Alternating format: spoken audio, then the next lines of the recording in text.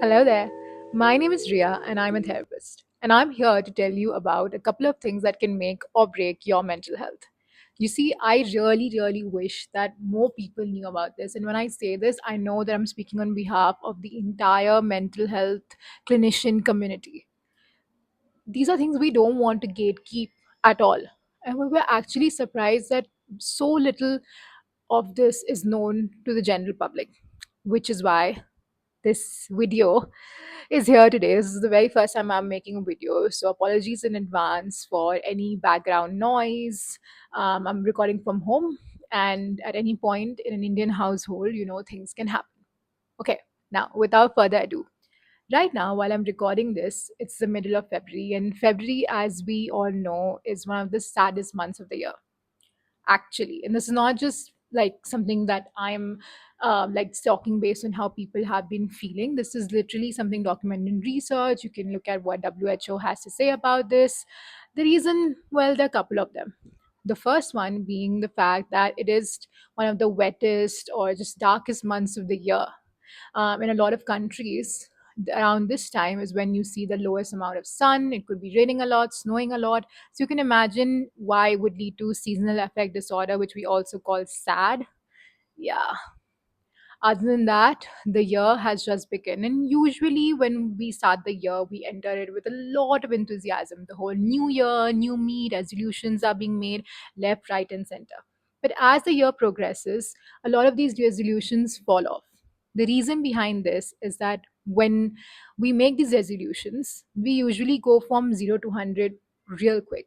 What do I mean by that? We put these impossibly high standards for ourselves. Imagine this: somebody who barely has been able to get out of bed now suddenly decides to go to the gym, which involves exercising there and the commute that comes before that. Your body is going to go in a state of shock. I'm sorry if this is news to you, but that's literally how it works. And then ultimately, what happens is that a person feels really demotivated by the end of it because they've not been able to keep up with this resolution. February comes in and they're like, oh, well, back to square one. Nothing really has changed this year. Other than that, something that is felt by a lot of people is the fact that loneliness is an all time high in February due to Valentine's Day and all the different things that lead up to it. People who are in relationships are also questioning their happiness. People who are not in relationships are also questioning why they are single, what should have life instead been. There's a weird sense of grief lingering around about what they thought life was supposed to be versus what it is right now. And a big part of this is the messages that we get from social media about, what life is supposed to look like, especially if you're somebody who's in your early 20s. Then this is something that resonates with a lot of youngsters, is what I've also seen in my practice, is this idea that life was supposed to be at another point at this time of their life, in terms of job, whether it's in terms of the relationships around them, but what media sold to them versus what kind of world they're living in now is very different. And that's the very first point of this video. The world we're living in today has drastically changed. There's no two ways about it. Back in the day, we needed different amounts of money, different levels of education, expertise, etc., to be able to live comfortably. Today, that's not the case. We're also primed with a lot of news that is unfortunate, that seems out of control. It just, most of the times we wake up with like, what the hell is happening around the world? In such a scenario, imagine just how hard it is to feel happy at the end of the day, or to even begin your day feeling happiness. It's like you're being primed with information that can set you up for feeling low at the very beginning of the day. Which is why the first important lesson is that happiness is not something that's going to come knocking. It is something that needs to be created, both happiness as well as motivation. There's a very important theory called the behavioral activation theory that I learned about after starting my master's. So basically, what it says is that any emotion that you want to feel, action has to precede it, not the other way around. So if you want to feel motivated, make your bed. Don't wait for motivation to hit you to be able to make your bed. That's not how the way this universe works, especially in today's times. Same thing with happiness. A lot of times, at the end of the day, people are questioning themselves, why am I feeling so low? But what have you really done to make yourself feel happy? Have you got the three basics in shape, like the amount of sleep you are getting, the food that you're eating, hydration, exercise, movement? These are all things that affect how your body reacts to day to day. And if these are the things that are not in shape, then it shouldn't really be a surprise that you're feeling low at the end of the day, is what I'm trying to say. So the first lesson is that don't wait for any emotion to strike you to actually, like, or like there's no magic wand basically that it's going to strike you every morning or come knocking at your door. You have to do things towards feeling whatever you want to feel at the end of the day. Productivity, if that's where your goal is, or feeling a sense of gratefulness. How are you going to feel grateful? You have to do things, activities, actions. Okay, moving on to our second step, which is how you speak to yourself. Now, this is so important because often the way we speak to ourselves is not at all the way we would speak to a friend, right? Self compassion is unfortunately a very new skill that we've all slowly started to learn, incorporate, be mindful of, but we've not been taught that. Even in schools, I feel like when we were talking about first aid kids, it was more so about like how do you take care of somebody else. And okay, if you get hurt, you can do that too. But what about mental health? Did anybody tell us what to do when we ourselves are feeling unwell?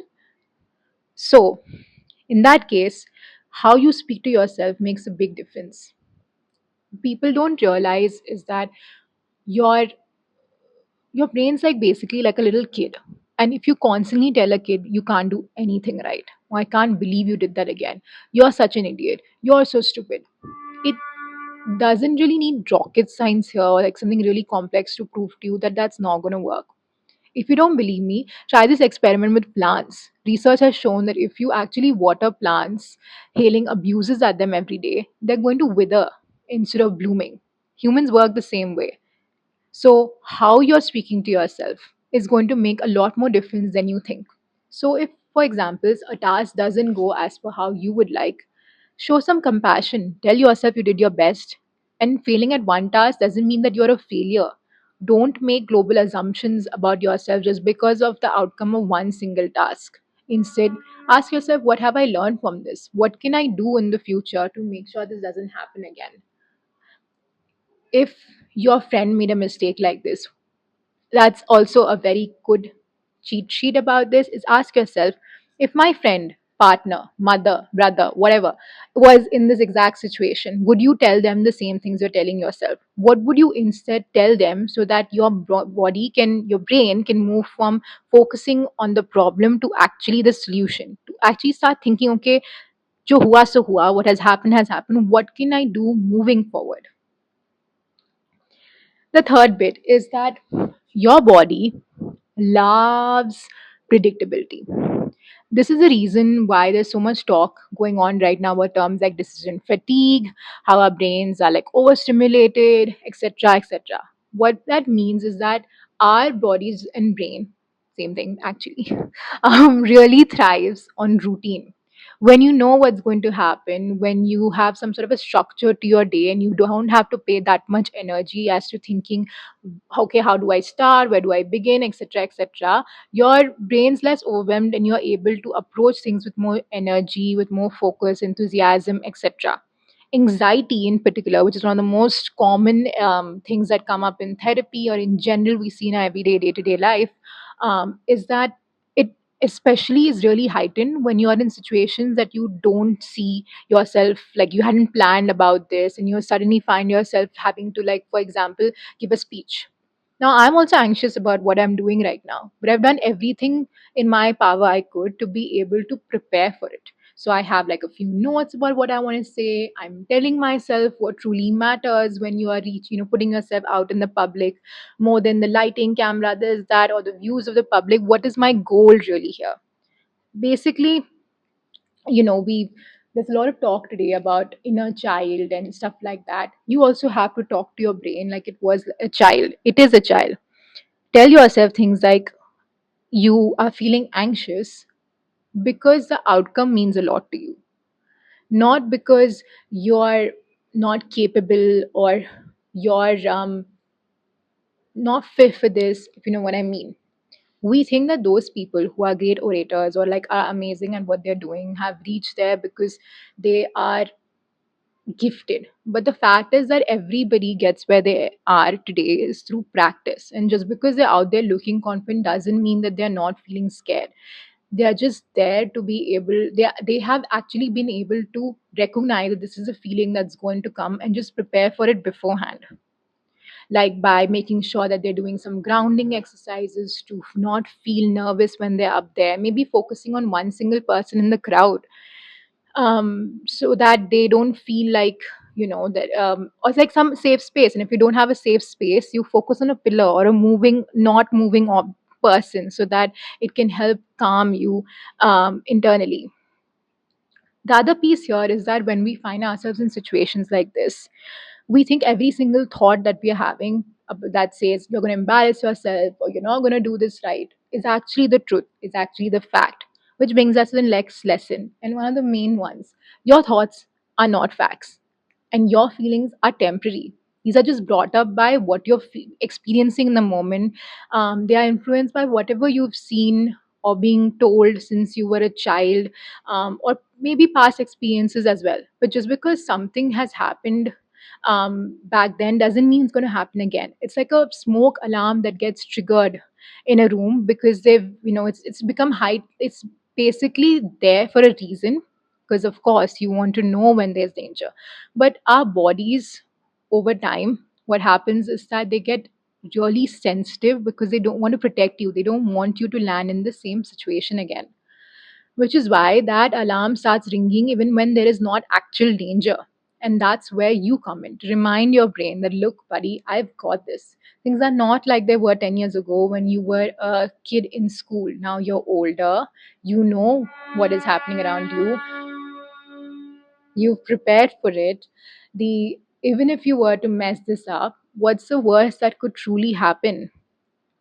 Really? And why are you doubting your potential to be able to deal with it even if things go wrong? Next thing I would encourage people to do is to be really curious about your emotions. Now, I know they say curiosity killed the cat, but when it comes to your emotions, that's really not the case. In fact, the more curious you are, the better. What usually happens is that when situations are out of hand, the emotion that strikes, sometimes what you really feel inside is what comes out. So your primary emotion matches the secondary emotion. But sometimes that's not the case. What you could be truly feeling from inside is feeling disappointed, hurt, but what comes out is anger. And in men, we see this a lot because that's the most acceptable form of emotion. It's, I mean, more acceptable for a man to show that he's angry than feeling sad. And unfortunately, that's still the case.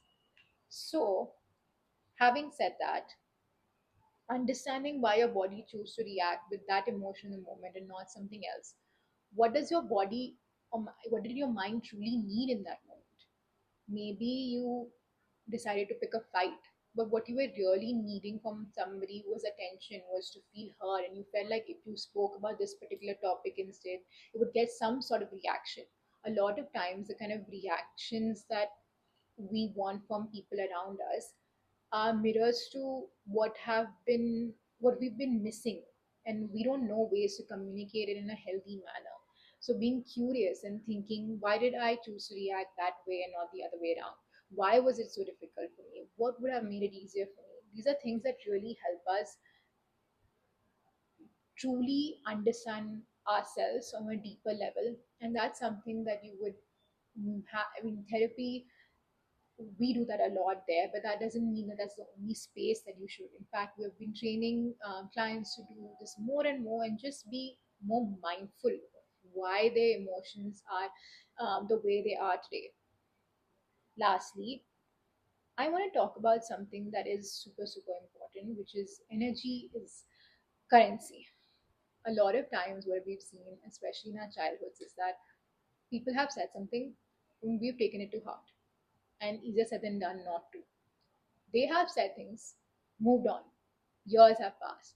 but we've held on to it like it was a gospel truth about our abilities, about our potential, about our place in the world.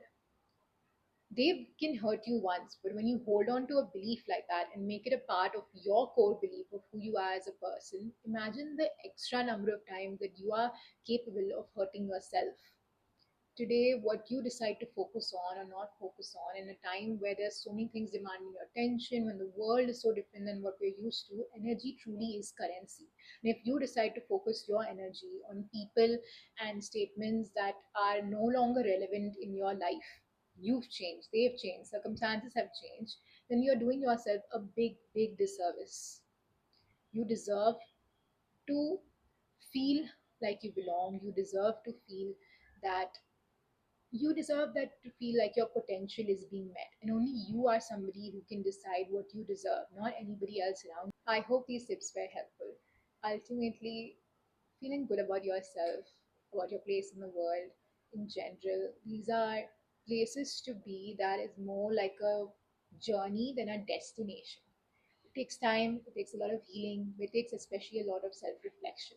And the more self reflection you do in today's world, the more it's going to serve you in your relationships, at work, where you are able to lead a life that is more intentional than just reacting to what is happening around you. And if this is something that resonates with you and you want to explore this together in a more bigger setting where we can chat about what you're going through. You can shoot me a message, reply on this comments space where I can connect you to somebody who might be able to better fit your concerns if it's not me, but basically get you the support that you need. Lastly, all of this is not a substitute for actual medical advice. If you're struggling, please, please, please reach out for help. You get only one life and you deserve to feel it in a way that deserve to experience it in a way that is serving you. Start thinking about what life should be giving you instead of just what you are doing or for this world or for your life or your day-to-day responsibilities. Your life is ultimately here to serve you as well, and you deserve to thrive. Take care.